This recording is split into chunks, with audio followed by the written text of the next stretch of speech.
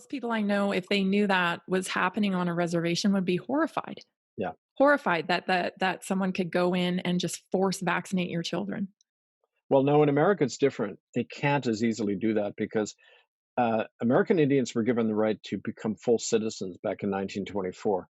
And reservations in America are kind of like the same status as Puerto Rico. They're considered dependencies of the Okay. federal government, but there's some autonomy. Native people can bring in their own laws. But in Canada, you're literal slaves. They're called wards of the state under the Indian Act, Hmm. wards of the crown. It means you're like a child or a mentally incompetent person on reservation. You can't even open a bank account or make a renovation to your home without permission from the government.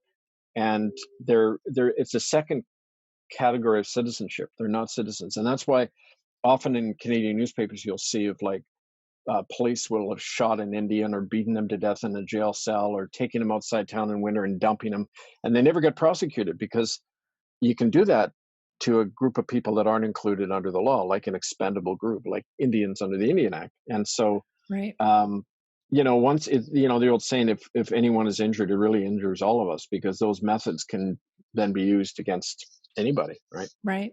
It's interesting because that's not my understanding of it. Like, for some reason, my understanding was that reservations were sovereign.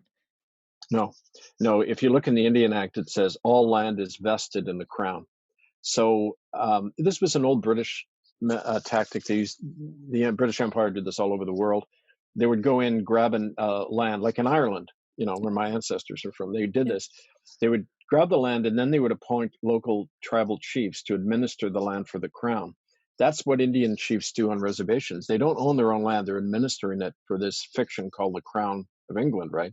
Right. And that claims ownership of everything in Canada. So you're never taught this stuff in school, of course, because No, it might start of people course not. asking questions, right?